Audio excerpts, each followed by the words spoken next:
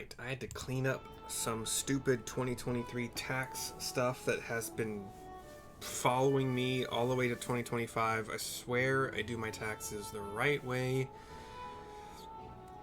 Most of the time, I thought I did them right. This time, because I've done self-employment, I've done my taxes where self-employment has been involved before. But I think this was my first time doing them myself, like printing out the tax forms by hand. Printing them out and then writing them, filling them in by hand. I think I always use TurboTax, but the price, I didn't like the price this time around. When you do self-employment, even if you're like just Uber, you pay quite a bit more once self-employment is involved. Like they don't really seem to recognize that not all self-employment is going to be a lot of work.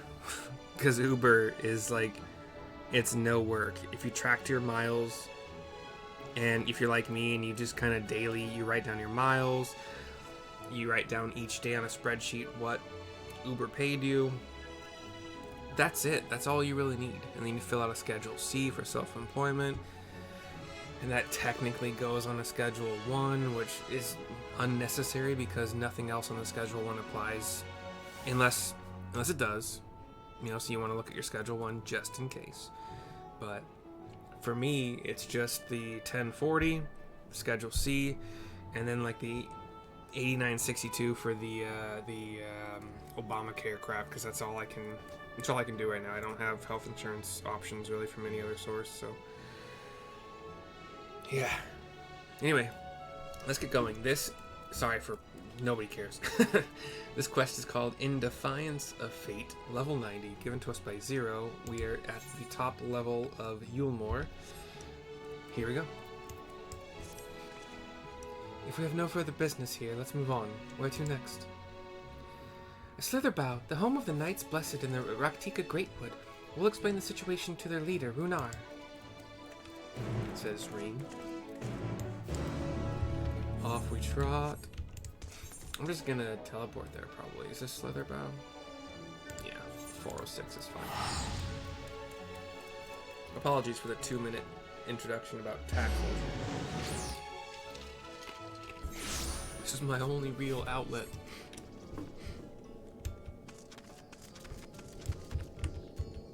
Where I have a captive audience of, like, 5.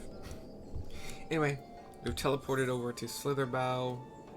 In the Rak'tika Greatwoods, Runar, the Lion Man, who was kind of like Y'shtola's second hand, possibly even had the thing. I think he did have a thing for her. I think it came out in one of the story quests, but he wanted her to stay. I think he loves her a little bit, and she kind of wants to get back here and help out, but whether or not she returns his affection is something I do not know. Cutscene. It probably won't be voice acted.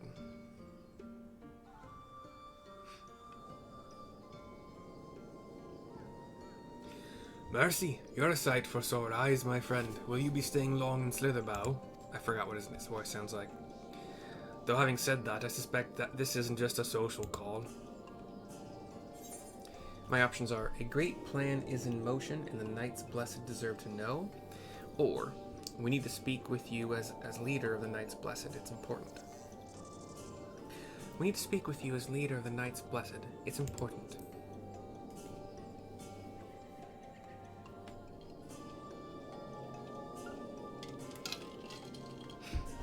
Ah, so it is more of a formal visit. That's fine. Why don't we get right to it then? I explain. Cutscene goes dark. We're back. Still explaining. Finishing up. He shakes his head. No, maybe? What? Your world, Master Matoya's world, is in grave danger. Danger? It was an exclamation point and a question mark, so probably an upturn. Master Matoya, says Zero to Reen. And she's whispering, like, it's got parentheses. She's got her hand up to her mouth, like, you know, cupping the words toward Zero. Y'shtola, she took another name in accordance with custom when she lived among the Knights Blessed. They believe light taints everything that it touches, even their true names.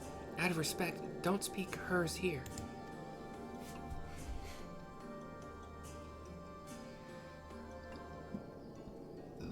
You are Zero, yes? The one who come from a world consumed by darkness.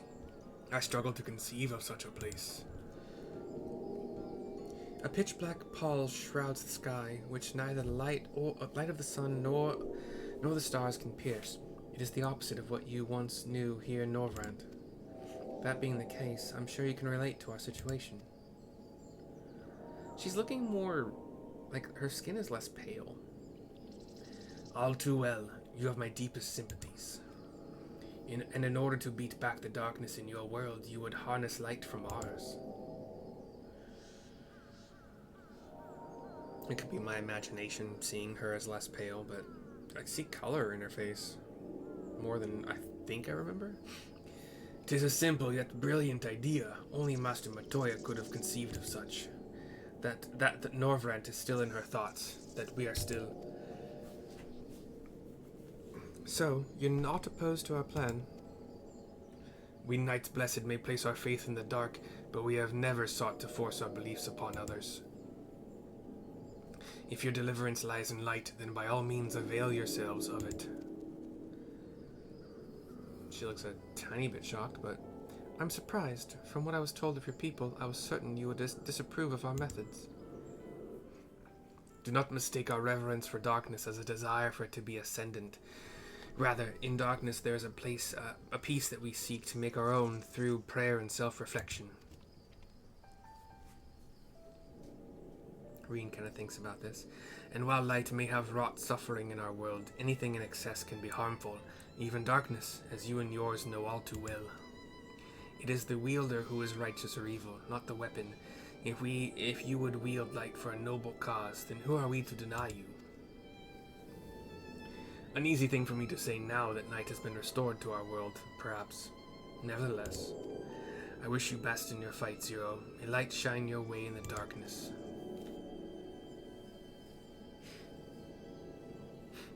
Again, she seems surprised a tiny bit. Her mouth, when she's surprised, her mouth just like drops open a little bit, like her lips part. Now then, to mark this joyous occasion, I must offer you a proper welcome to Slitherbough. To Slitherbough. Probably more accurate intonation. You might find this interesting, Zero. If you say so. Right, let us begin with the customary greeting. I forgot. Don't make me try it. Don't make me remember. Mercy, I trust you remember how to announce yourself as a friend of the blessed. Oof, you're gonna make me pick, aren't you? I nod. Cutscene goes dark, black. With the chat mode and say, enter all in tuta. I do not remember that at all.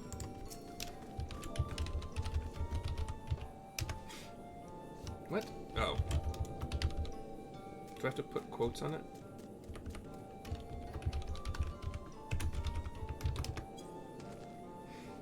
I might not have had to, but it worked, so. He gives hands kind of clasped in front of his face in kind of a coat, like a dual fist. Elbows up, 90-degree angle, like parallel to the ground. And gives a short bow with that. Friends old and new, I bid you welcome to Slitherbough. All in tuta, what does it mean? In the language of Ronka, it is one of several ways one might say good evening. This greeting allows us to quickly discern friend from foe. In Final Fantasy X, Kamari, was he a Ronka? Is that what their race were called? I think it's similar to that. If not exactly that. A simple expression, but in a world bereft of night, the words held deep meaning. They were a reminder of the world as it was, when the sun and the moon and the stars yet danced across the sky, and we wished one another well as the day gave way to night. A communal tradition, so the words serve to bind us. Indeed, We are no longer strangers, you and I. Next we shall have you cleansed of lights and purities. Present yourself to Davith in yonder room. He will be glad to assist you.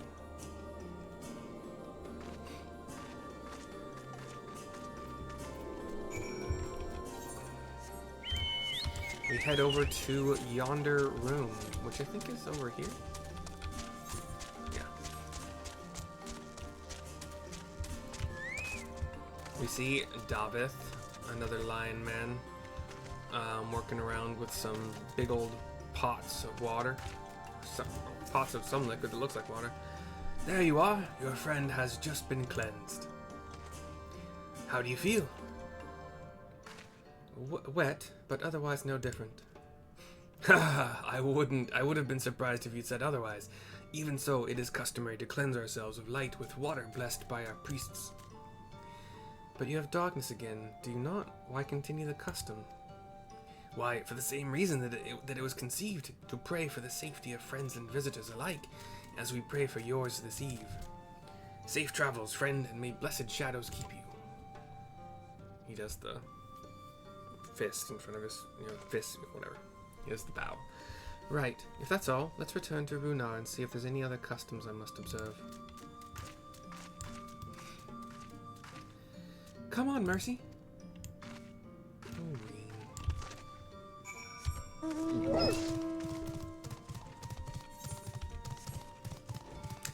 Back to Runar and Zero and the rain. Talk to Zero to continue. We get a cutscene. Probably not voice acted again. I've undertaken the ritual. She draws her hand across her face again, and while I can't explain it, I feel more confident than I did before. Just a touch. He smiles. I'm glad to hear it. With the warrior of darkness at your side, I have no doubt that you will save your two worlds. If we can defeat Zeromus, then the source would be safe. But nothing would change for my own world. There would just be one less Voidsent to struggle over scraps with the rest. Is that so? Forgive me, I spoke out of turn. It's fine, I was under no illusion. I wish it were different, of course.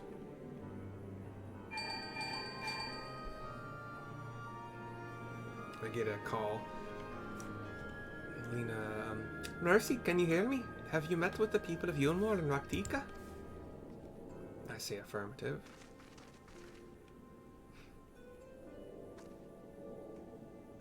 Excellent, then we may proceed to the next phase of the plan without worry. Beck Luke has informed me that the tower is ready, so make for Nabathalang at your leisure. I'll let her know, okay. I've arranged for you to rendezvous with Cassard en route as well. Not only can he take you to the site of the flood, but he will also know where best to place their transmitters, given his familiarity with the route between the Crystarium and Amorang. He will be entwined on business shortly, so I've asked him to wait for you there. I explained to the ladies what's going on. It's all coming together. To twine, then.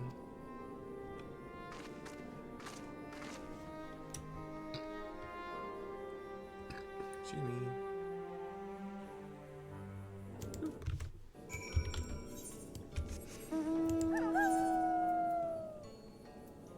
$2.97 to twine.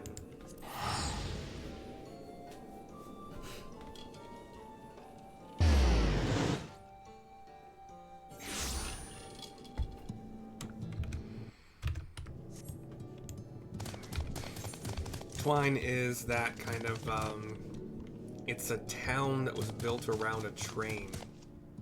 You know, I was gonna say shanty town. It's been, I think it's been updated since last I was here. But like wood buildings, not fancy at all. The train station is wood as well. Just wood. And here's Cassard, the Rogadin kind of leader here. I think he's the one that disappeared. I had to go find him and coax him to come back and help. Cutscene. He's got two guys who Don't remember their names, but they're kind of like clownish. Your timing couldn't be better, Mercy. I've just finished up my business here.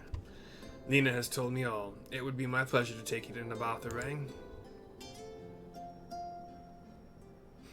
I don't see his buddies or his subordinates. But Cassard looks to the three of us. As soon as the other helpers arrive, that is, they're supposed to be along any moment now. I cock my head. Mercy, it really is you! Oh, we got the goblin. And, oh yeah, this dude. Gen is the goblin. We understand you are faced with quite a predicament, and when an esteemed customer is in need, the merchants of Mord Souk are eager to provide. The captain bade us assist you, miss, to ensure the light that light is delivered to the Crystarium. So it's just a random guard, not anybody I know. Members of our guard will place transmitters in Lakeland, and the good people of Mord Souk will do likewise in the Hills of Amber. You need but focus on your own task in Nabatha-Rang.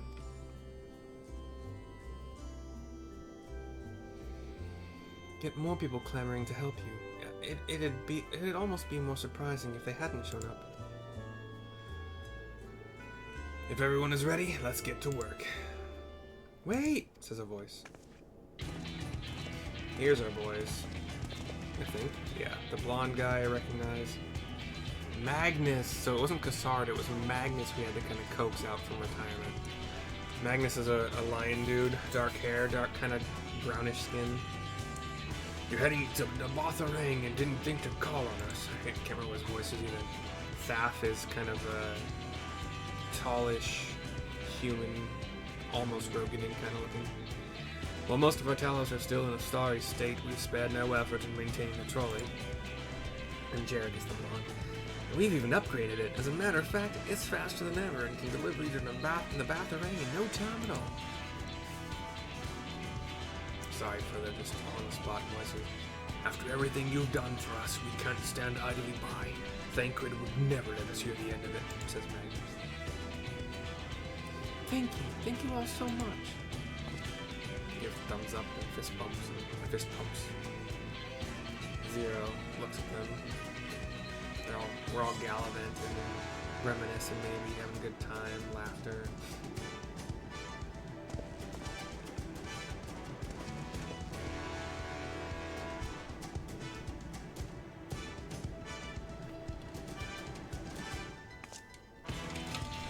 I dare say we have ample help. Come, let's go and acquire our light. Look determined and I give a nod. Ooh. Shoulder poppage. That's good. That's good.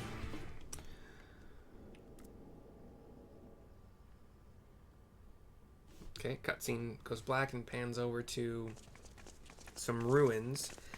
Red brick. So this is the flood of light. Yeah, near that flood of light that just looks kind of like a tidal wave, a tall tidal wave, just frozen. I don't remember much of the time when darkness consumed the 13th. Just the cold and the emptiness. Zero? Are you all right?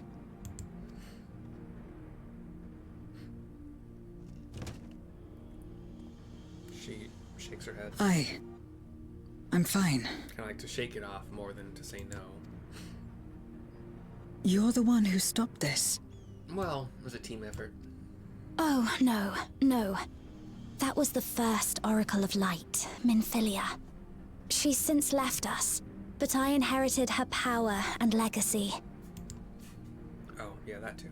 I see. I thought you meant like stopped everything, but just that wave was the first Minfilia. Let's get started then, shall we? Boom, boom, boom. You say ayo, ayo.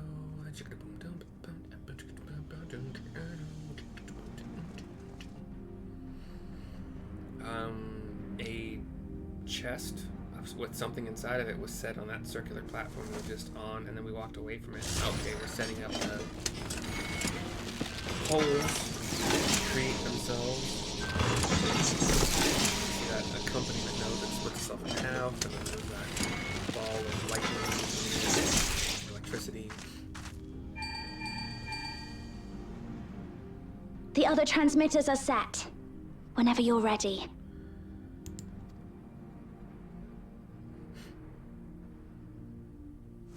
I set mine.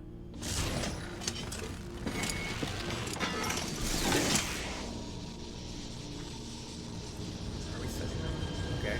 Mine is set closer to the light goes directly into my transmitter. And then travels along the path of transmitter set up. So we just have this thin beam of light. Such radiant light. It's almost too much for one steeped in darkness like me. Emo.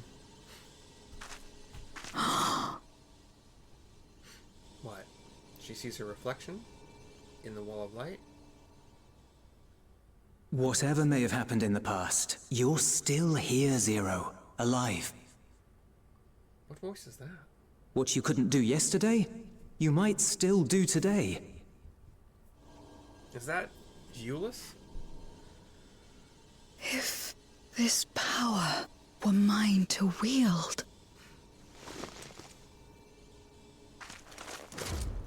She picks up a hand before the wall of light and starts to float.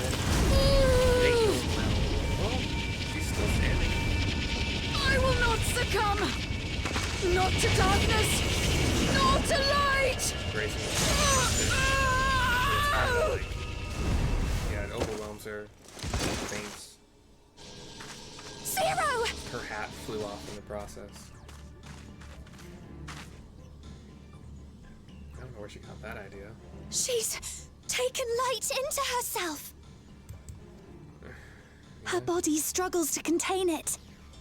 She needs help. Like mouth to mouth? Or... Reen puts her hands over Zero's lifeless, well, unconscious form and tries to draw the light out, I guess? Zero stirs.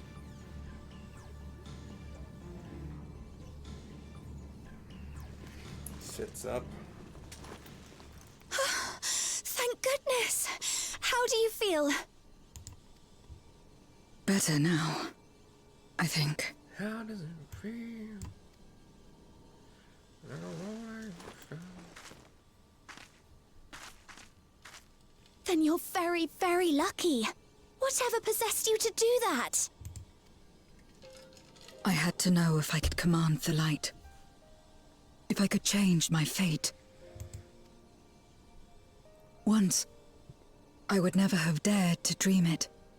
But your friendship and your trust has helped me to see new possibilities. In myself and everything else. Perhaps that's why, when I beheld this world once damned yet saved, I saw the potential for mine to be saved as well.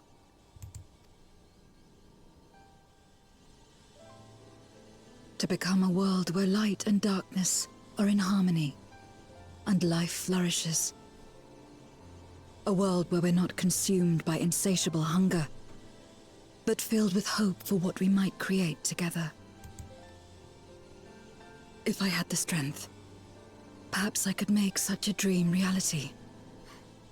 Perhaps I could awaken us from this endless nightmare.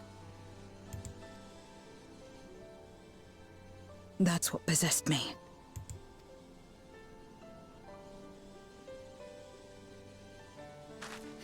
Reen picks up her hat.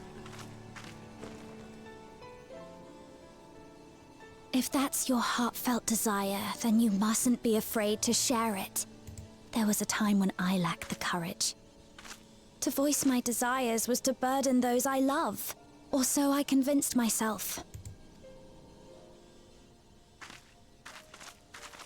But then I met those who believed in me. They helped me to believe in myself, and find the strength to live. And so long as I'm alive, I know that I'll be fine. No matter how dire things seem. no matter where I am. To be able to think that brought me peace. And it's a blessing I owe entirely to my friends. Those who believe in us. She takes her hat with a smile, puts it back on. I will remember your words. I know all too well that there's a limit to what we can achieve alone. As a friend, I'd like to help you fulfill your dream. Am I just now noticing that Zero almost always has the point of her hat is not like in the middle of her forehead, it's like off to the side a bit. If you wish to take in more light, I can keep the power in check and help your body accept it. Zero is really shocked by this. Even took a step back. My options are, if anyone can do it, it'd be Reen, or it worked well enough for me, or with the power of light and dark, you'll be unstoppable. If anyone can do it, it'd be Reen.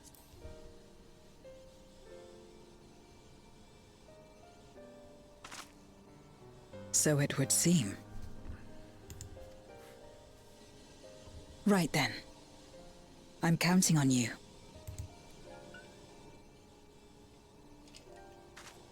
Once again,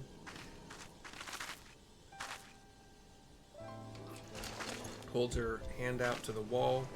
Reen places Here I go. her hand on top of Zero's. Light. A little bit painful again, but bearable. You see like little bursts of light come down there. Zero is surprised at how it stops hurting entirely. And she has absorbed. She is glowing a little I can bit. feel it. The light's warmth welling within me. Then I believe it worked. With this power, I will return to the void and fight for the world that once was, and for those I hold dear.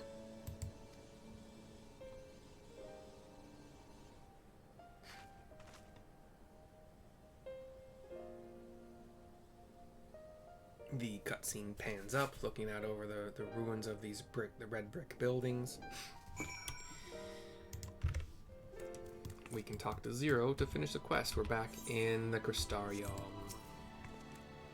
We've done our part, and I trust that the others will see the light. To our destination. It's time we return to the source. I shall seek out Beklug and have them return my soul to the spirit vessel. In Defiance of Fate is complete. We get a ring. I'm level 630, which I believe I'm at 660 thanks to Tomes of Poetics. I think all of mine are 660, because rings are one of the cheapest and quickest things to buy. Can I look at the other gear sets? I think I can without switching over. Display set.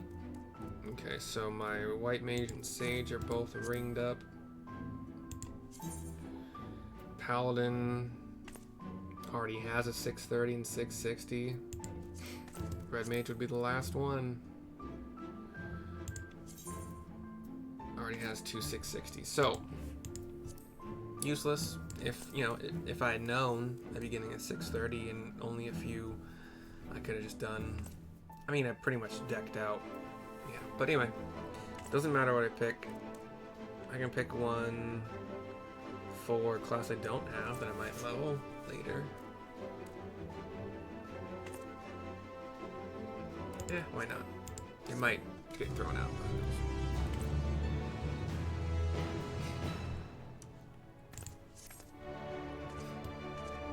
Alright, and that's the end of the quest, end of the video. I will see you next time for the next one.